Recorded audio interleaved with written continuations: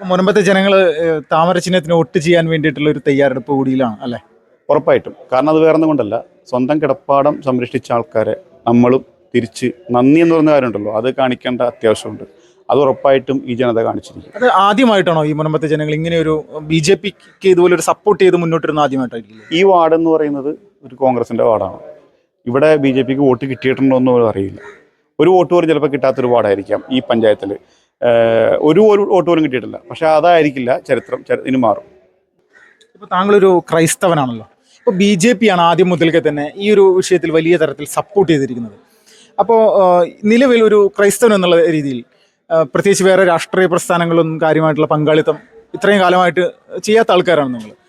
എന്താണ് BJP എന്ന് പറയുന്ന രാഷ്ട്രീയ പ്രസ്ഥാനത്തോട് ഇപ്പോഴുള്ള നിങ്ങളുടെ ഒരു നിലപാടെന്താണ്? ഞാൻ ചെറുപ്പത്തിൽ കോൺഗ്രസിന് വേണ്ടി പ്രവർത്തിച്ചിരുന്ന ഒരു വ്യക്തിയാണ്. ഈ ഹൈബീഡനും നമ്മൾ വോട്ട് പിടിക്കുകയും വോട്ട് ചെയ്യുകയും ചെയ്തിരുന്ന ഒരു വ്യക്തിയാണ്. അപ്പോൾ ഇപ്പോൾ ഒരിക്കലും ഇനി ജീവിതത്തിൽ ഒരിക്കലും കോൺഗ്രസ് എന്ന് പറയുന്ന പാർട്ടിക്ക് നമ്മൾ വോട്ട് ചെയ്യില്ല. അത് വേറൊന്നും കൊണ്ടല്ല, ഈ ഒരു പ്രശ്നം കൊണ്ട് മാത്രമല്ല, ഒരു കാര്യങ്ങളിലും ഇവരുടെ നിലപാട് ശരിയല്ല. എല്ലാം ഒരു പ്രീണന രാഷ്ട്രീയത്തിൻ്റെ വക്താക്കളായിട്ട് ഇവർ മാറുകയാണ്. പാർലമെന്റിൽ വഖഫ് ഭേദഗതി ബില്ല് പാസ്സായിരിക്കുന്ന ഈ ഒരു സമയത്ത് മുനമ്പത്തെ ജനങ്ങൾക്ക് വലിയ പ്രതീക്ഷയാണ്. ഈ സമയത്ത് മുനമ്പം സമരവുമായി ബന്ധപ്പെട്ടുകൊണ്ട് വലിയ തരത്തിൽ തന്നെ മുൻപന്തിൽ നിന്ന് റെനി നമ്മോടൊപ്പം ചേരുകയാണ്. ചേട്ടാ നമസ്കാരം. നമസ്കാരം. ചേട്ടാ, ഇപ്പോൾ ഈ മുനമ്പം വിഷയവുമായി ബന്ധപ്പെട്ടുകൊണ്ട് അല്ലെങ്കിൽ ഈ വഖഫ് ബോർഡ് വിഷയവുമായി ബന്ധപ്പെട്ടുകൊണ്ട് ഒരു പരിഹാരത്തിലേക്ക് കാര്യങ്ങൾ എത്തുകയല്ലേ? അതെ എന്ന് തന്നെയാണ് ഞങ്ങൾ വിശ്വസിക്കുന്നത്. കാരണം കേന്ദ്ര ഗവൺമെൻറ്റിൻ്റെ തീരുമാനം ഇന്നലെ ലോക്സഭയിൽ പാസ്സായി, ഇന്ന് അത് രാജ്യസഭയിലേക്ക് എടുക്കുകയാണ്. അപ്പോൾ ഇത് പാസ്സായി പ്രസിഡന്റിനോട് സൈൻ ചെയ്ത് കഴിഞ്ഞാൽ നമുക്ക് ഇതിൽ നിന്നൊരു മോചനം കിട്ടും എന്ന് തന്നെ നമ്മൾ വിചാരിക്കുന്നു. ഇപ്പോൾ ഈ ഇവിടുത്തെ MP ആയിട്ടുള്ള ഹൈബീഡൻ, അദ്ദേഹം ആദ്യം ഇവിടെ ഈ ഒരു സമരവുമായി ബന്ധപ്പെട്ടുകൊണ്ട് നിങ്ങൾക്ക് വലിയ പ്രതീക്ഷയൊക്കെ തന്ന് പോയൊരാളാണ്. അദ്ദേഹത്തിന് ഇന്നലത്തെ നിലപാട് കണ്ട സമയത്ത് എന്താണ് തോന്നിയത്? ഞെട്ടലായിരുന്നത്?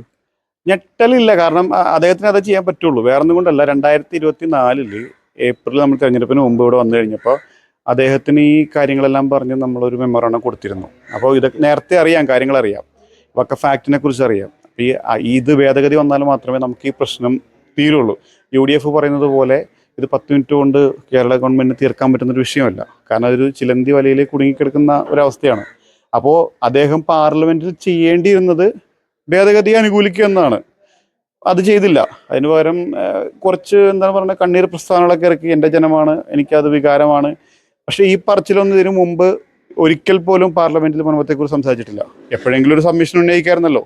എത്രയോ സെഷൻ ഉണ്ടായിരുന്നു, എൻ്റെ നാട്ടിൽ ഇങ്ങനെ ഒരു പ്രശ്നമുണ്ട്, ആ പ്രശ്നത്തിനൊരു പരിഹാരം കാണണം, ഇതുവരെ ഉന്നയിച്ചിട്ടില്ല.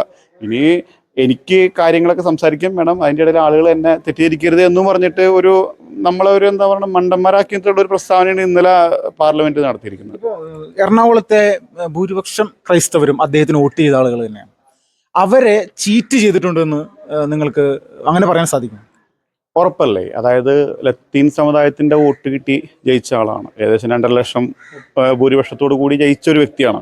അതിൽ കൂടുതൽ ലത്തീൻ സമുദായത്തിൻ്റെ ആണല്ലോ. അപ്പോൾ ഇവിടെ എന്ന് പറഞ്ഞാൽ 400 കുടുംബങ്ങൾ ലത്തീൻ സമുദായത്തിൽപ്പെട്ടവരാണ്. അപ്പോൾ ഈ ഒരു പ്രശ്നം ഈ ഒരു സമുദായത്തിന് വരുമ്പോൾ സമുദായത്തിൻ്റെ ഒപ്പം നിന്ന് പോരാടേണ്ട ആളാണ് നമ്മുടെ MP എന്ന് പറയുന്നത്. പക്ഷേ ഇതുവരെയും അദ്ദേഹം നിന്നില്ല. പക്ഷേ അത് വേറൊരു വോട്ട് ബാങ്ക് പ്രീണനത്തിൻ്റെ വേണ്ടിയിട്ടാണ് അദ്ദേഹം നടത്തിയിരിക്കുന്നത്, അദ്ദേഹത്തിൻ്റെ പാർട്ടിയും.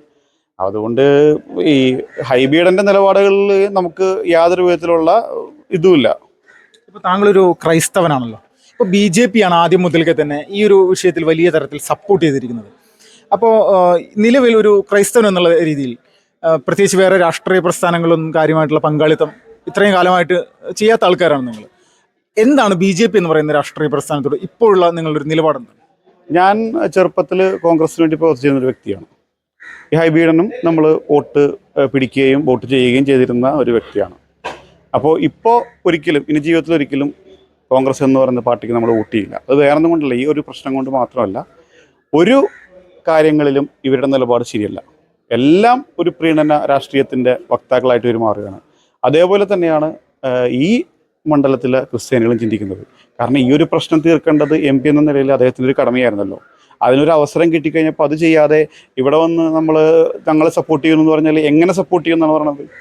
ഔട്ട് ഓഫ് കോർട്ട് സെറ്റിൽമെൻറ്റ് നടക്കുമോ? നടക്കില്ല. ആ നിയമത്തിൻ്റെ കീഴിൽ നിന്നേ ഈ ഗവൺമെൻറ്റിന് പോലും എന്തെങ്കിലും ചെയ്യാൻ പറ്റും. അപ്പോൾ ആ നിയമം മാറ്റിയാലേ ഞങ്ങളുടെ പ്രശ്നമുള്ളൂ. അപ്പോൾ അതൊന്നുമില്ലാതെ വെറുതെ വികാരപ്രകടനം നടത്തിയിട്ട് എന്താ കാര്യം? ഒരു കാര്യവുമില്ല. അപ്പോൾ വോട്ടിംഗ് പാറ്റേണിൽ മാറ്റം വരും. അത് BJP-ക്ക് അനുകൂലമാവും. BJP-ക്ക് അനുകൂലമായിരിക്കും. കാരണം ഇപ്പോൾ ഇവിടെ തന്നെ ആളുകളെല്ലാവരും BJP-ക്ക് അനുകൂലമായിട്ടാണ് ചിന്തിക്കുന്നത്. കാരണം നമ്മുടെ കിടപ്പാടം സംരക്ഷിച്ച ആളുകളെയാണല്ലോ നമ്മൾ സപ്പോർട്ട് ചെയ്യുന്നത്. അത് വേറൊരാൾക്ക് കൊടുക്കാൻ വേണ്ടി സപ്പോർട്ട് ചെയ്യുന്ന ആളുകളെ നമ്മൾ എന്തിനാണ് വീണ്ടും സപ്പോർട്ട് ചെയ്യേണ്ട കാര്യം? അതില്ല. ആ രാഷ്ട്രീയം കഴിഞ്ഞു. ഇനി രാഷ്ട്രീയത്തിന് ഒരു ചേഞ്ച് തന്നെയായിരിക്കും ഈ ഒരു കാര്യം. മുൻപത്തെ ജനങ്ങൾ താമര ചിഹ്നത്തിന് വോട്ട് ചെയ്യാൻ വേണ്ടിയിട്ടുള്ള ഒരു തയ്യാറെടുപ്പ് കൂടിയിലാണ് അല്ലേ? ഉറപ്പായിട്ടും. കാരണം അത് വേറൊന്നും കൊണ്ടല്ല, സ്വന്തം കിടപ്പാടം സംരക്ഷിച്ച ആൾക്കാരെ നമ്മളും തിരിച്ച് നന്ദി എന്ന് പറയുന്ന കാര്യമുണ്ടല്ലോ, അത് കാണിക്കേണ്ട അത്യാവശ്യമുണ്ട്. അത് ഉറപ്പായിട്ടും ഈ ജനത കാണിച്ചിരിക്കും. അത് ആദ്യമായിട്ടാണോ ഈ മുൻപത്തെ ജനങ്ങൾ ഇങ്ങനെ ഒരു BJP-ക്ക് ഇതുപോലെ ഒരു സപ്പോർട്ട് ചെയ്ത് മുന്നോട്ടിരുന്ന ആദ്യമായിട്ടായിരിക്കും? ഈ വാർഡ് എന്ന് പറയുന്നത് ഒരു കോൺഗ്രസിൻ്റെ വാർഡാണ്. ഇവിടെ BJP-ക്ക് വോട്ട് കിട്ടിയിട്ടുണ്ടോ എന്ന് അറിയില്ല. ഒരു വോട്ട് പോലും ചിലപ്പോൾ കിട്ടാത്തൊരു വാർഡായിരിക്കാം ഈ പഞ്ചായത്തിൽ. ഒരു വോട്ട് പോലും കിട്ടിയിട്ടില്ല. പക്ഷെ അതായിരിക്കില്ല ചരിത്രം. ഇനി മാറും. എല്ലാ ചാൻസും ഉണ്ട്. ഇപ്പോൾ ഈ മോദി എന്ന് പറയുന്ന ഒരു പ്രധാനമന്ത്രി നമ്മുടെ രാജ്യത്ത് ഇത്തവണ ഈ 3ാം ഘട്ടം അധികാരത്തിൽ അദ്ദേഹത്തിന്റെ നേതൃത്വത്തിൽ BJP വന്നില്ലായിരുന്നെങ്കിൽ ഈ മുൻപത്തെ ജനങ്ങളുടെ അവസ്ഥ എന്തായിരിക്കും?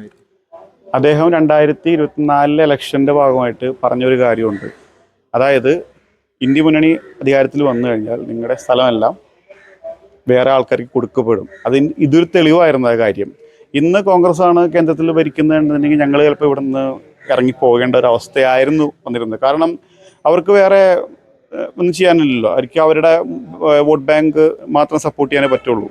അപ്പോൾ നമ്മൾ വോട്ട് ബാങ്ക് ആണെന്നവർക്ക് തോന്നുന്നില്ല. എന്ത് ചെയ്താലും വോട്ട് കിട്ടും എന്നൊരു ചിന്തയുണ്ട്. അപ്പോൾ ആ ചിന്തയൊക്കെ ഇനി മാറിക്കോളും. അപ്പോൾ ക്രൈസ്തവ വിഭാഗത്തിൻ്റെ വോട്ട് എന്നും അത് നേടിയെടുക്കാൻ വേണ്ടി ശ്രമിച്ചിട്ടുള്ള ഒരു രാഷ്ട്രീയ പ്രസ്ഥാനം CPM അതിൽ വലിയ രീതിയിൽ ആവേശം കൊണ്ട് പ്രവർത്തിച്ചിട്ടുണ്ട് പല ഘട്ടങ്ങളിലായിട്ട്. ഇനി എന്തായിരിക്കും CPM എന്ന് പറയുന്ന രാഷ്ട്രീയ പ്രസ്ഥാനത്തിനുള്ള നിലപാട്? ഒരു MP ആണല്ലോ ഉള്ളത്. അദ്ദേഹവും വലിയ തരത്തിൽ വഖഫ് ബില്ലിനെ എതിരെയാണ് സംസാരിച്ചത്. മുൻപത്തെ വിഷയത്തെ പരിഹരിക്കുന്നതിനെ പറ്റി സംസാരിച്ചിട്ട് പോലുമില്ല. എന്തായിരിക്കും ക്രൈസ്തവ വിഭാഗത്തിൻ്റെ CPM-നോടുള്ള നിലപാട്? വിപ്ലവ പ്രസ്ഥാനം എന്ന് നമുക്ക് CPM-നെ വിളിക്കാൻ പറ്റില്ല. കാരണം പണ്ട് 1960-കളിൽ അതായത് ജന്മിമാരിൽ നിന്നും പാവപ്പെട്ട കുടിയന്മാർക്ക് ഭൂമി വാങ്ങിച്ചു കൊടുത്ത് അവരുടെ പ്രശ്നങ്ങളിൽ ഇടപെട്ട് വളർന്നു വന്ന പ്രസ്ഥാനമാണ്. ചിലപ്പോൾ ആ തഴമ്പൊന്നും ഇന്നത്തെ കമ്മ്യൂണിസ്റ്റുകാർക്ക് ഉണ്ടാവില്ലായിരിക്കാം. അതുകൊണ്ട് നമ്മളത് ആഗ്രഹിക്കുന്നുമില്ല. പക്ഷേ അവരവരുടെ ഇതിൽ നിന്നെല്ലാം വ്യതിചലിച്ചു കൊണ്ടിരിക്കുകയാണ്. അപ്പോൾ CPM-നോടും ആളുകൾക്കുള്ള സമീപനം അങ്ങനെയൊക്കെ തന്നെയാണ്. കാരണം ഈ ഒരു പ്രശ്നത്തിൽ എന്തുകൊണ്ട് അവർക്ക് ഇതിലൊരു പരിഹാരം കാണാനായിട്ട് പറ്റിയില്ല. ഇപ്പം തന്നെ ഇപ്പം മന്ത്രി പി രാജീവ് പറയുന്നത് എന്താണ്, നിങ്ങൾ കമ്മീഷനെ പ്രഖ്യാപിച്ചപ്പോൾ അന്ന് സമരം നിർത്താൻ പറഞ്ഞു. അന്ന് ഞങ്ങൾ സമരം നിർത്തിയെന്ന് ഞങ്ങളുടെ അവസ്ഥ എന്തായിരുന്നു. ഇന്ന് അദ്ദേഹം പറയുന്നുണ്ട് ഇത് ഭേദഗതി വന്ന് അവരുടെ പ്രശ്നം തീരുമെന്ന് അവർ പറയുന്നുണ്ടെങ്കിൽ അവർ സമരം നിർത്തണമല്ലോ. അത് ഞങ്ങളെ കളിയാക്കിക്കൊണ്ടാണ് പറയുന്നത്. സമരം നിർത്തണോ വേണ്ടയോ എന്ന് തീരുമാനിക്കുന്നത് ഞങ്ങളാണ്, അത് മന്ത്രിയല്ല. ഞങ്ങളുടെ ഈ പ്രശ്നങ്ങൾ തീരുന്നത് വരെയും ഞങ്ങൾ സമരം ചെയ്യാൻ തന്നെയാണ് തീരുമാനം. ഇപ്പോൾ ഈ പ്രശ്നം തീരുക എന്നുള്ള ഒരു സംഭവം ഇപ്പോൾ കേരളത്തിലെ ജനങ്ങൾക്കൊരു ആകാംക്ഷയുണ്ട്. എങ്ങനെയാണ് ഇതിന് പരിഹാരം? ഈ ഒരു ബില്ല് വന്നതിൻ്റെ പേരിൽ മാത്രം മുൻപത്തെ വിഷയം പരിഹരിക്കപ്പെടുമെന്നുള്ള ഒരു പ്രതീക്ഷയിലാണോ നിങ്ങൾ പൂർണ്ണമായിട്ടും? അതിൻ്റെ അടുത്ത ഘട്ടം സംസ്ഥാന സർക്കാരിന് ഇതിൽ എന്താണ് ഇനി റോൾ എന്താണ്? അതായത് ഈ ബില്ല് രാജ്യസഭയിലും പാസ്സായി പ്രസിഡന്റ് സൈൻ ചെയ്ത് ഇതൊരു നോട്ടിഫിക്കേഷൻ വരുന്ന ഒരു ദിവസമുണ്ട്. അന്ന് തുടങ്ങി ഇത് പ്രാബല്യത്തിൽ വരും. അപ്പോൾ ആ പ്രാബല്യത്തിൽ നിന്ന് ഇതിൽ ഒരു വ്യക്തമായൊരു ക്ലോസ് നമുക്കുണ്ട്, ക്ലോസ് 10 എന്ന് പറയുന്നത്. ആ ക്ലോസ് 10 പ്രകാരം ഞങ്ങൾക്ക് ഇതിൽ മോചനം കിട്ടും. ആ മോചനം തരേണ്ടത് കേരള വഖഫ് ബോർഡും കേരള സംസ്ഥാന ഗവൺമെൻറ്റുമാണ്. അപ്പോൾ ഇത്രയും നാൾ അവർക്ക് പറയാനുണ്ടായിരുന്നത് പഴയ നിയമത്തിൻ്റെ പ്രശ്നങ്ങളായിരുന്നു. ഇപ്പം അതല്ലല്ലോ. പഴയ നിയമത്തിൻ്റെ പ്രശ്നങ്ങൾ പറയേണ്ട കാര്യമില്ല. പുതിയ നിയമത്തിൻ്റെ കീഴിലുള്ള കാര്യങ്ങൾ ചെയ്താൽ മതി. ഇനിയിപ്പോൾ കോടതിയുടെ ഭാഗത്തുനിന്നുള്ള സപ്പോർട്ട് നിങ്ങൾക്ക് ഉറപ്പായിട്ടും ഈ നിയമം വന്നതിന് ശേഷം ഉണ്ടാകാനുള്ള സാധ്യത ഉണ്ടല്ലേ? ഇത്രയും നാളും കോടതികൾക്കൊന്നും ചെയ്യാൻ പറ്റാത്ത അവസ്ഥയായിരുന്നു. കാരണം അത്ര വലിയൊരു നിയമമായിരുന്നു. ആ നിയമത്തിന് ഓവർ റൈഡിങ് കപ്പാസിറ്റി ഒക്കെ ഉണ്ട്. അപ്പോൾ ഏത് നിയമത്തിൻ്റെ വന്നു കഴിഞ്ഞാൽ അവർക്ക് അത് തള്ളിക്കളയാം. അങ്ങനെയാണല്ലോ നമ്മുടെ കമ്മീഷനെ ക്യാൻസൽ ചെയ്തത്. പുതിയ നിയമത്തിന് അങ്ങനെ ഒരു പ്രശ്നമില്ല. പുതിയ നിയമത്തിൽ എന്ന് പറഞ്ഞാൽ ആ സെക്ഷനും ആ ക്ലോസും നമുക്ക് അനുകൂലമായതുകൊണ്ട് അതിൻ പ്രകാരമുള്ള ഒരു മോചനം നമുക്ക് തരാനായിട്ട് ഗവൺമെൻറ് ബാധ്യസ്ഥരാണ്. ഇപ്പോൾ അവസാനമായിട്ട് ഈ ജോൺ ബ്രിട്ടാസ് പോലെയുള്ള രാജ്യസഭാ MP-മാർ സംസാരിക്കുന്ന രീതി ഇന്ന് സംസാരിക്കുന്നത് കണ്ടു. BJP ക്രിസ്ത്യൻ സമൂഹത്തെ പറ്റിക്കുകയാണ്, ആട്ടിൻതോലണിഞ്ഞ ചെന്നായിയാണ്, അതോടൊപ്പം തന്നെ നിങ്ങൾക്ക് പല അനുഭവങ്ങളും ഇനി വരാനിരിക്കുന്നുള്ളൂ, നിങ്ങൾ കണ്ടു പഠിക്കുമെന്നുള്ള രീതിയിലൊക്കെയാണ് ക്രൈസ്തവ സമൂഹത്തെ ഒരു ഭീഷണിപ്പെടുത്തിയിട്ട് സംസാരിക്കുകയാണ്. എന്താണ് അദ്ദേഹത്തിനോട് പറയാനുള്ളത്? അല്ലെങ്കിൽ എന്താണ് ഇങ്ങനെ ഒരു തെറ്റിദ്ധാരണ പരത്താൻ ശ്രമിക്കുന്നതല്ലേ യഥാർത്ഥത്തിൽ BJP-ക്കെതിരെ? ഞങ്ങൾ 3 വർഷമായി ഞങ്ങളുടെ കിടപ്പാടത്തിന് വേണ്ടിയിട്ട് പോരാടുന്നു. ഇതുവരെ ഇതിലൊരു സൊല്യൂഷൻ കിട്ടിയിട്ടില്ല. ഈ CPM എന്ന് പറയുന്ന പാർട്ടിക്കും അല്ലെങ്കിൽ ഗവൺമെന്റിനും അത് ചെയ്യാൻ പറ്റുമായിരുന്നെങ്കിൽ ഇതിനു മുമ്പ് ചെയ്യാൻ പറ്റുമായിരുന്നു. എന്തുകൊണ്ട് ചെയ്യാൻ പറ്റുന്നില്ല? നിയമത്തിന്റെ പ്രശ്നമാണ്. അതും മണിപ്പൂർ വിഷയവും കൂട്ടിക്കലർത്തിയിട്ട് ഒരു പ്രസ്താവന ഇറക്കേണ്ട കാര്യമില്ല. പിന്നെ ജോൺ ബ്രിട്ടാസിൽ നിന്ന് നമ്മളൊന്നും പ്രതീക്ഷിക്കുന്നില്ല. കാരണം അദ്ദേഹം ഇതുവരെയും നമ്മൾക്ക് അനുകൂലമായിട്ടൊന്നും സംസാരിക്കുകയോ അല്ലെങ്കിൽ മുനമ്പത്തെക്കുറിച്ച് പരാമർശിക്കുക പോലും അദ്ദേഹം നടത്തിയിട്ടില്ല. അപ്പോൾ അതുകൊണ്ട് അദ്ദേഹത്തിന് എന്ത് വേണേൽ പറയാം, നമുക്കതിലൊരു വിഷയമില്ല. വളരെ നന്ദിയായിട്ട് ഈ ഒരു സമയത്ത് നമ്മുടെ പ്രതീക്ഷ.